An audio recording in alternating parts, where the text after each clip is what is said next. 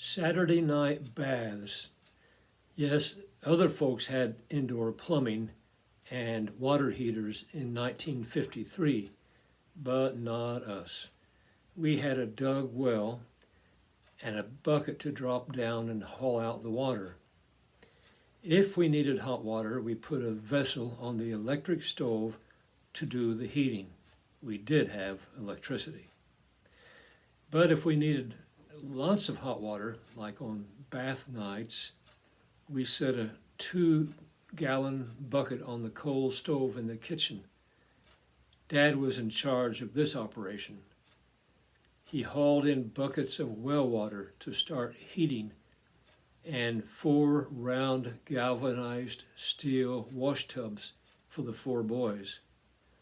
Mom hung a curtain over the 2 doorways servicing the kitchen and provided towels, wash rags, and a bar of ivory soap for each of us. We never lost sight of our soap. It floats. One time my eldest brother had a bar of this soap that was missing a large part of the corner. He got my attention and pretended to bite the corner off and stood up and lick his lips in delight. Then he nodded toward me that I should follow his lead. I did, but I wish I had not.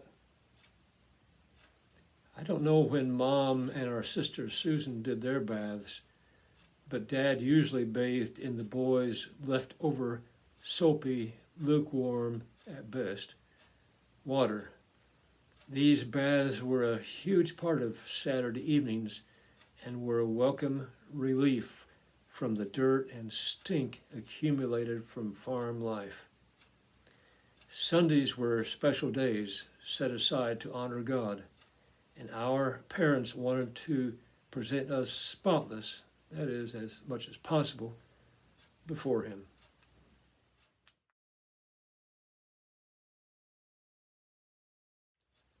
Donald Duck.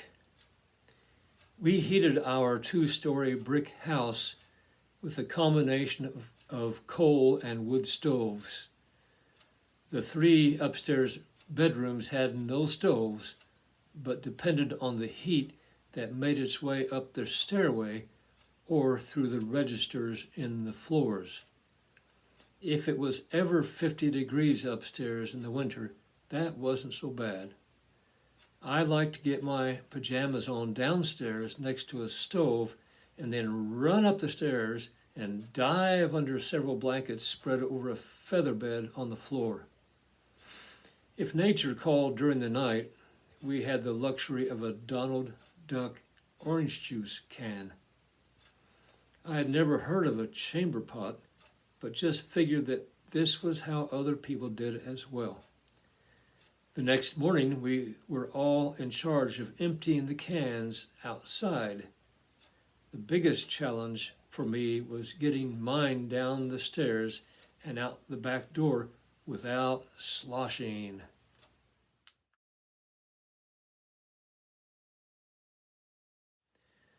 Tonsils. Those tonsils need to come out. With that announcement from Doc Hamilton, things were set in motion for my first surgery at the tender age of 5. No one asked my opinion on the subject, but then I didn't even know what a tonsil was. Doc Hamilton was an old-fashioned doctor, like on the long-running TV series Gunsmoke. I also didn't know what a TV was. Our family doctor liked to say, "Here, take these pills and you'll be better in about a week," or "Don't take them and you'll be better in about a week." More importantly, when we asked what we owed him, he'd say, "Oh, give me $3. So he was very affordable for a family such as ours, especially so since he was going to be the surgeon. And we would do this in his office on his desk, covered with a thin mat. The big day arrived. Doc Hamilton and his nurse, my Aunt Carolyn Bishop, and my parents were by my side. They hoisted me up on the desk and laid me back on a soft pillow. Doc placed a pad dampened with ether over my nose and mouth and told me to breathe normally. After a few moments, he asked me if I was asleep. I shook my head, no. A few moments later, now are you asleep? This time I nodded, yes.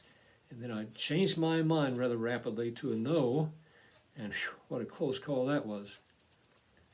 The third time he asked me, there was no answer. My parents left the room. I was in a weird dream world. There were big chunks of rubber floating around my face. They were different colors. Every now and then one of them found their way into my mouth and tried to make me swallow them. They tasted like rubber. Next thing I knew, I was lying on a camp cot in the recovery room. I had a terrible taste in my mouth. Blood. My nurse, Aunt Carolyn, handed me a small bucket to spit in. I did a lot of spitting. The doctor came in and looked at my throat and said, you can go home now. That'll be $10. Be sure and give him all the sherbet he can handle. I liked Doc Hamilton.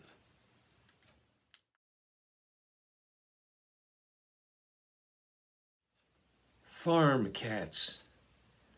They didn't have names and we didn't know how many we had.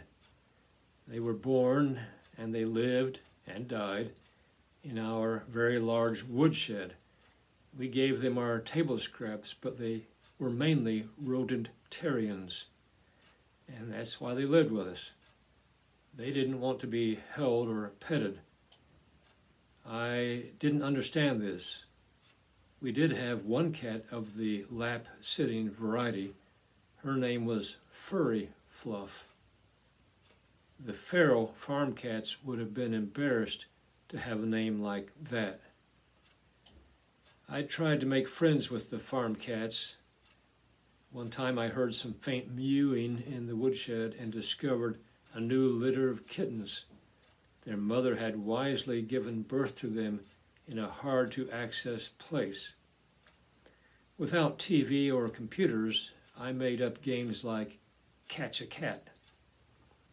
One in particular caught my attention, light gray and muscular. I waited quietly one day behind the woodshed door, and here he came. When he was within easy reach, I grabbed him. Yes, I finally had him in my arms for about 1 second, if that long. He felt like he'd been working out in the gym or on a high-protein diet. Maybe both. He planted his hind legs into the pit of my stomach and launched himself into the air, landing somewhere short of the moon, or at least far away from Jim. Well, okay, Jim, not a lap cat. Go play with Furry Fluff. Thank you for stopping by. Tune in next Saturday for part 5 of my adventures. God bless you.